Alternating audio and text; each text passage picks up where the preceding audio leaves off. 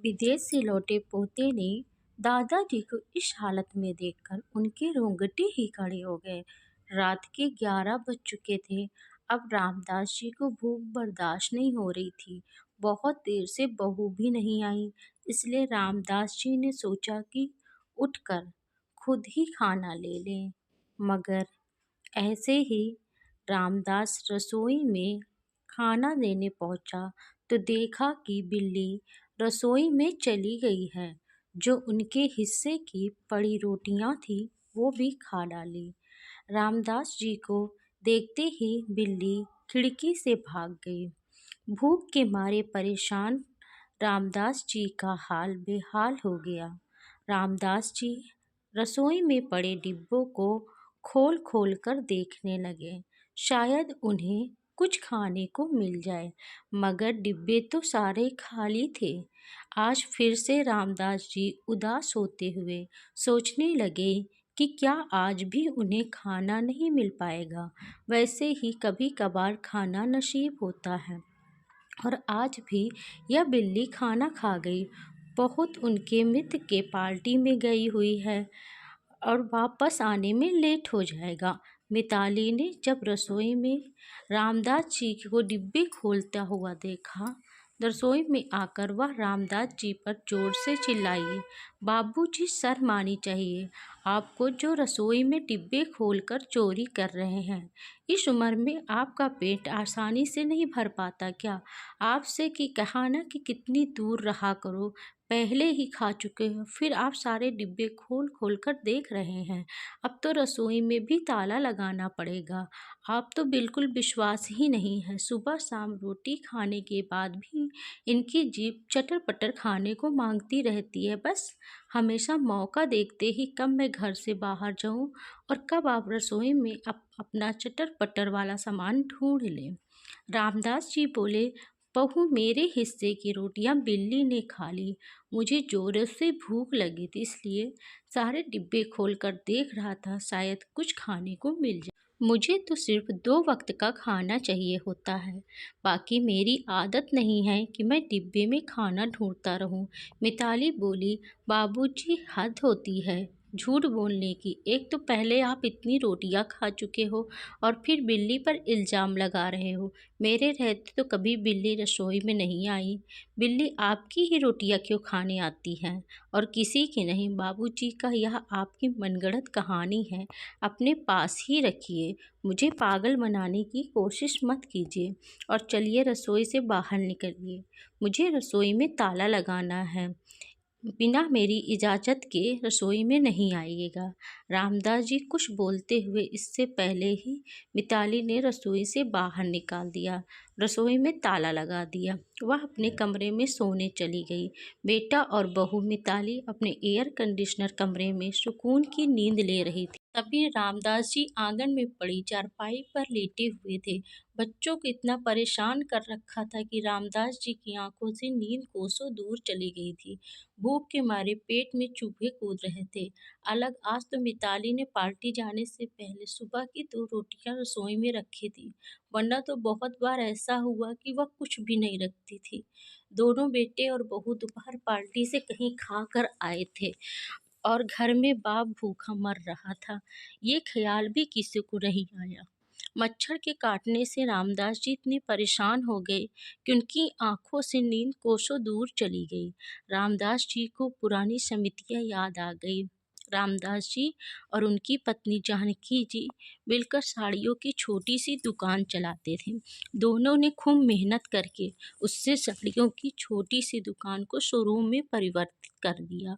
दुकान पर आगे चलकर नरेश बैठने लगा।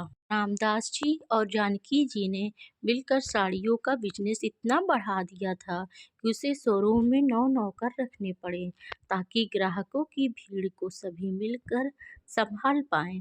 बड़ा मकान बनवाया रामदास जी और जानकी जी ने मिलकर बनवाया था। जानकी जी ने हर कदम पर राम जी का साथ दिया।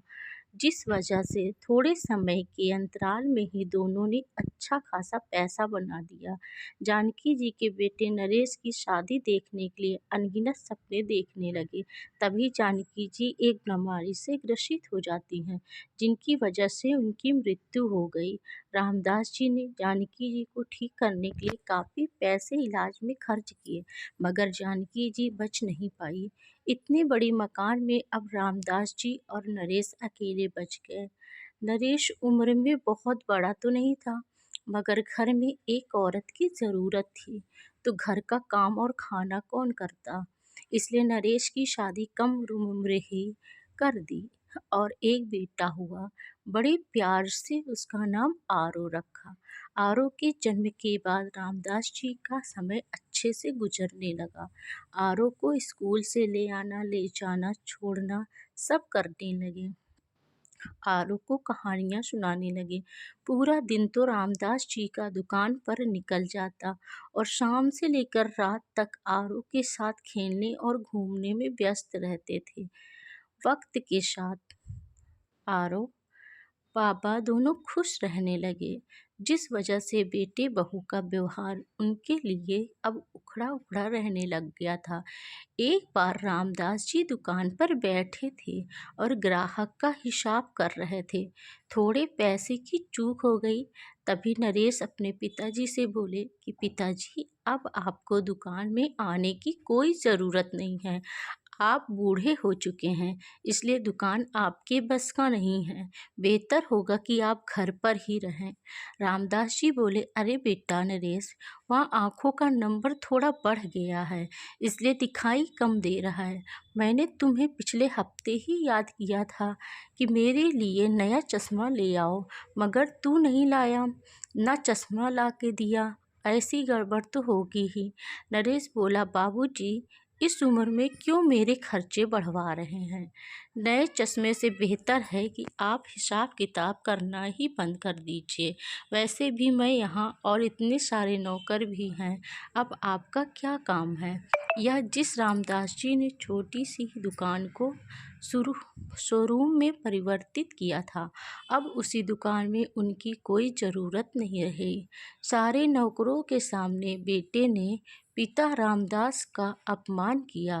अब पूरा दिन वह घर में रहने लगे, लेकिन घर पर वहाँ मिताली को फूटी आँख न समाते थे। मिताली उन्हें न समय पर खाना देती और ना समय पर एक कप चाय। एक दिन मिताली बेटे आरू को गरम गरम रोटियां खिला रही थी और बोले, मेरा राजा बेटा, ये ले रोटियां खा ले, झटपट खा ले। उतने में आरू बोला, मम्मी, दादाजी भी तो अंदर भूखे बैठे हैं, वैसे ही आप मुझे इतनी रोटियां खिला चुकी, मैं इतनी सारी रोटियां नहीं खाऊंगा, इसमें से थोड़ी रोटियां दादाजी को दे आता हूँ। इतने में मिताली उसके हाथ से रोटियां छीन लेती है और बोलती है, बेटा पहले तू खा ले, फिर मैं दादाजी को अभी रोटी दे आती हूँ। तभी आरू बाहर चला जाता है। उन्होंने दादाजी के थाली में सूखी रोटी डालकर दे आती है। रामदास जी बेचारे सूखी रोटियां चबा नहीं पाते हैं, इसलिए रोटियों को पानी में भिगोकर खाने लगे। आरू अंदर से आया तो यह देखकर अपने दादाजी से बोला, आप सूखी रोटी क्यों खा रहे हैं। दादाजी, मम्मा ने नरम रोटियां बनाई हैं, रुको मैं आपको लेकर आता हूँ, कहकर वह रसोई में चला गया। रोटी के डिब्बे से रोटियां लेकर दादाजी को थाली में रख दी। मिताली जब अपने कमरे में आकर उसने अपने बेटे का दादाजी के प्रति ये प्यार देखा तो आग बबूला हो गई। वह चंद डर सताने लगा कि उसका बेटा दादाजी को ना होकर रह जाए। इसलिए दुकान से जैसे ही नरेश को रात में घर आया, वह नरेश को सारी बात बता देती है। बोली, उसका बेटा अगर या उसके दादाजी के साथ रहा तो वह उसके दादाजी का ही नहीं हो जाएगा। इसलिए हमें आरव को बाहर पढ़ने भेज देना चाहिए ताकि वह दूर रहकर हमारे प्यार को समझ पाए। पहले तो नरेश माना ही नहीं। मिताली की जिद के आगे वह घुटने टेक दिया। नरेश और मिताली ने आरव को बाहर पढ़ने के लिए भेजने का मन बना लिया। दोनों पति पत्नी ने मिलकर बाहर पढ़ने के लिए भेज दिया और उसके दादाजी को दूर कर दिया, जिसका सबसे बड़ा असर रामदास जी पर पड़ा। वह अकेले पड़ गए। रामदास जी फिर से अकेले हो गए। आरव के बहाने रामदास जी का दिल लगा रहता था, मगर आरव के चले जाने के बाद रामदास जी का दिन निकलना मुश्किल हो गया। आरव के बाहर पढ़े चले जाने के बाद अब उनके ऊपर काफ़ी अत्याचार होने लगे। पहले आरव के डर से अपने ससुर जी का लिहाज करती थी, क्योंकि वह जानती थी कि वह अपने दादाजी से बहुत प्यार करता है, और ऊपर तभी उनके ऊपर के कमरों को किराए पर उठा दी और रामदास जी को मकान के स्टोर रूम में शिफ्ट कर दिया। महीनों का अनाज जमा करके रखा जाता था। रामदास जी और जानकी जी ने जिस स्टोर रूम का अनाज के लिए बनवाया था, आज उसी स्टोर रूम में रामदास जी को डाल दिया गया। क्या रामदास जी और जानकी जी स्टोर रूम में अनाज के लिए बड़े बड़े टिन के डिब्बे लगवाए थे, जिसमें गेहूं डालकर आसानी से स्टोर किया जा सकता था। रामदास जी ने सपने में भी नहीं सोचा था कि उनके कभी ऐसे हालात आएंगे। उन्हें स्टोर रूम में रहना पड़ेगा। एक दिन जब वे बेटे नरेश से बोले, क्यों नहीं, स्टोर रूम में बहुत गर्मी लगती है। तब नरेश बोला, बाबूजी, आप क्या चाहते हैं? हमें जो इतना अच्छा किराया मिल रहा है वह बंद हो जाए। आप जानते हैं, ऊपर के कमरे किराए पर चढ़ाने के बाद हमें कितना फ़ायदा हो रहा है।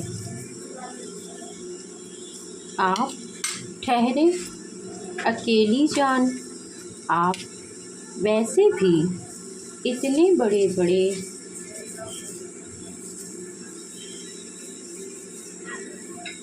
कमरों में रहकर क्या करेंगे? आपको स्टोर रूम में नींद नहीं आती क्या? तो अपनी चारपाई रोज़ रात को आंगन में लगा दिया करिए, ताकि आपको हवा मिल जाए।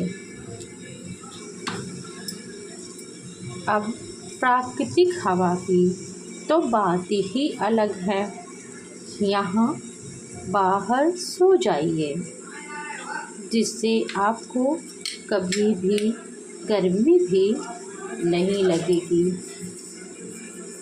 2 वक्त की रोटी भी ठीक से नसीब नहीं होती है। रामदास जी की आँखों के आंसू पोंछते हुए वे बाहर गए। रामदास जी सुबह उठे और फिर घर के बाहर निकल गए। आरो जब तक घर में उनके सामने बैठे बहुत हैं, थोड़ा लिहाज कर रखा था, मगर आरो के चले जाते ही मिताली जी घर के सभी काम करवाने लगे थे। बेचारे रामदास जी मिताली के ताने सुनने से बचने के लिए घर के सारे काम भी वो करने लगे थे। उसके बाद मिताली उन्हें 2 वक्त की सूखी रोटियां देती थी और तो कभी कभी वह भी नसीब नहीं होती थी। एक दिन मिताली अपने मायके वालों को खाने पर घर बुलाया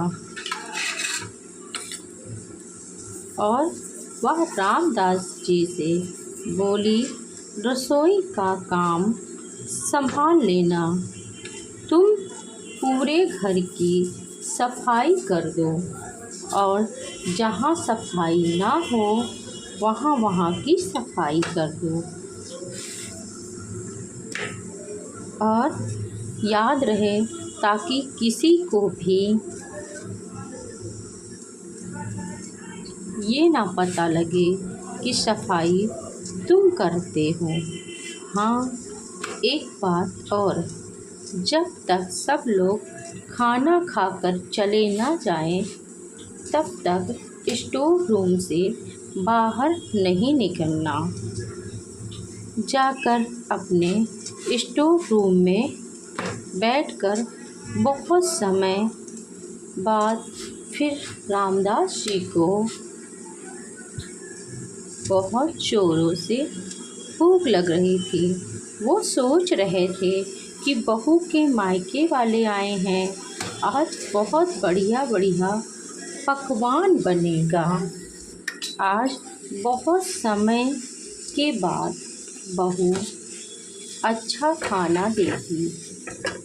देखा जाए तो रामदास जी ने एक अरसे से अच्छा खाना नहीं खाया था।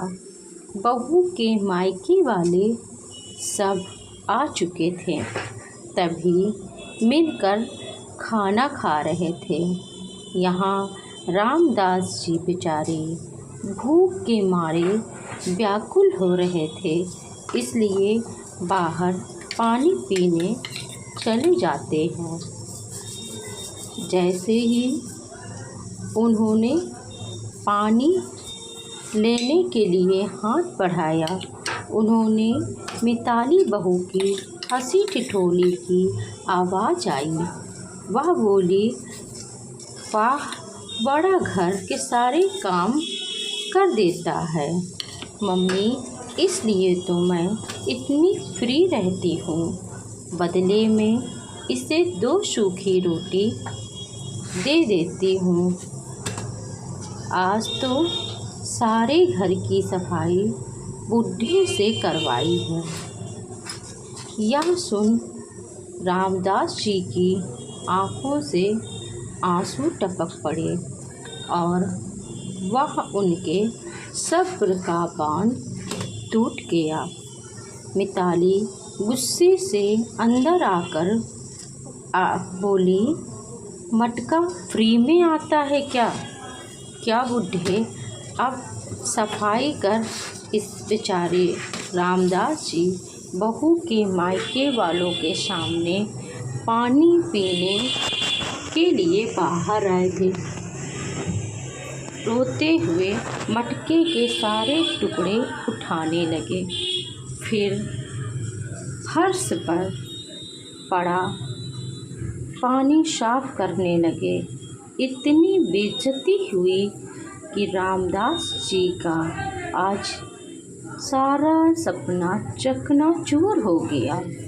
उनका बेटा नरेश और बहू मिताली अब उनको नीचा झुकाने की कोशिश करने लगे। वह उन्हें नहीं छोड़ते थे।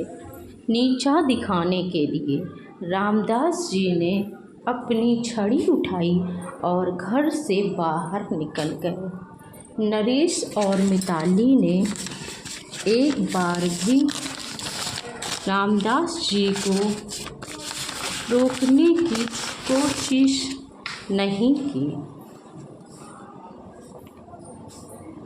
भूखे पेट रामदास जी सड़कों पर चले जा रहे थे। उन्होंने अपनी जेब में देखा तो उसमें 200 की एक नोट पड़ी हुई थी। रामदास जी ने 20 रुपए का नाश्ता कर लिया और खाकर स्टेशन की ओर चल पड़े। रामदास जी वहाँ आती जाती ट्रेनों को देख रहे थे कि वे अब घर नहीं जाएंगे और ना ही घर के ताने सुनेंगे। उन्हें घर की सूखी रोटी नहीं खाना, उन्हें कुछ करना भी नहीं पड़ेगा जिससे वे 200 के 1000 कमाएंगे।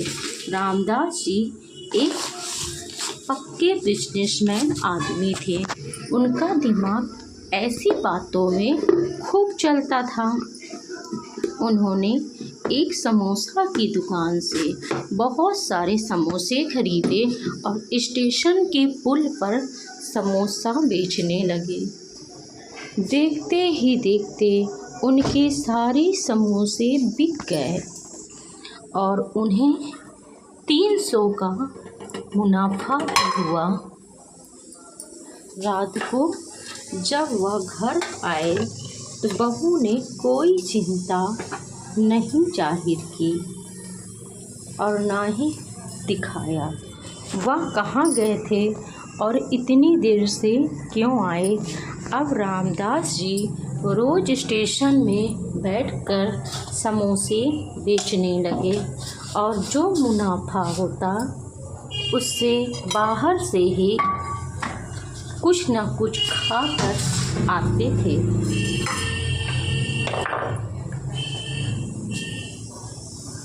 घर देरी से आते और सो जाते थे।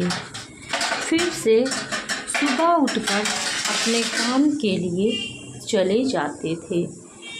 बेटा बहू तो बहुत खुश होने लगे कि बुढ़ा अब घर पर नहीं दिखता है और ना ही दुकान पर, यहाँ तक कि अब खाना भी नहीं मांगना पड़ता और ना ही देती हूँ।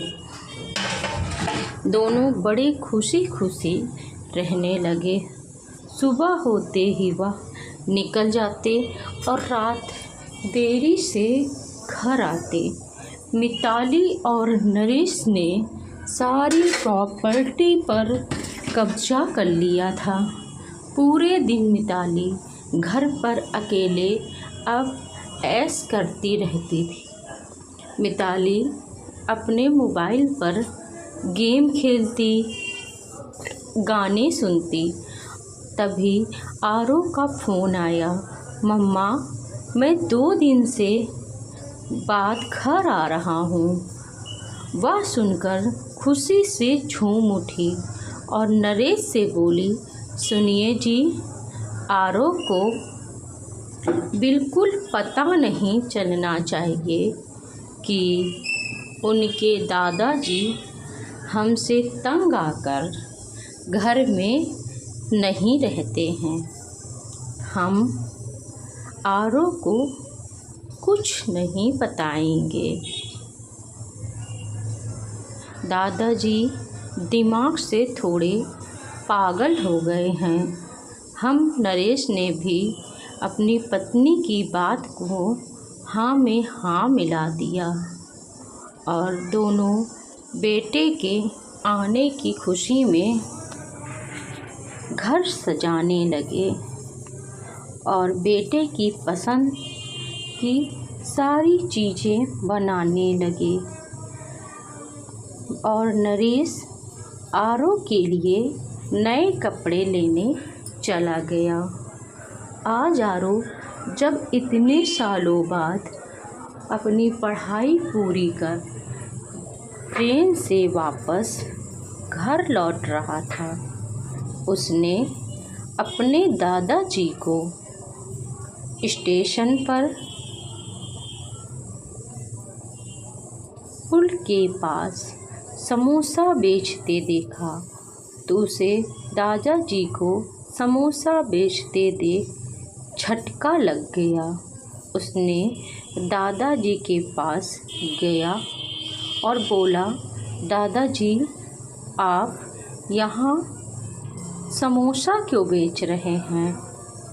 दादाजी आरव को देखकर रो पड़े और उसके गले लग गए। आरव ने जब वापस अपनी बात पर दोबारा फिर से जोर दिया कि आप समोसा क्यों बेच रहे हैं, तब रामदास जी ने सारी हकीकत आरव को बता दी और अपने दादाजी के लिए एक लॉज में कमरा लिया और कुछ खाने पीने की चीज़ें लाकर बोला, दादाजी जब तक मैं ना कहूँ आपको यहाँ से बाहर नहीं आना है। आरव अपने घर पहुँचा तो आरव को देख उनके माता पिता बहुत खुश हुए। आरव बोला, दादाजी कहाँ हैं?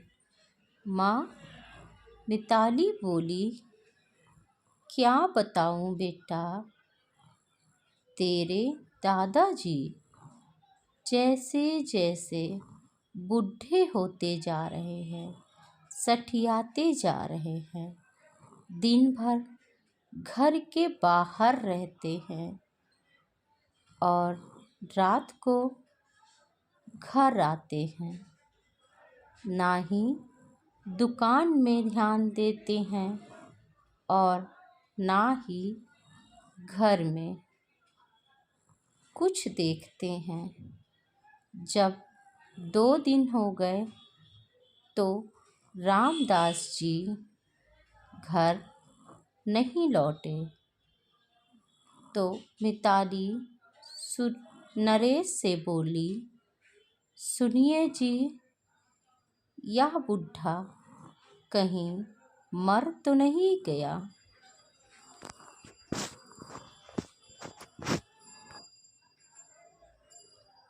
पूरे 2 दिन हो गए उसको घर से गए हुए, वापस घर क्यों नहीं लौटे?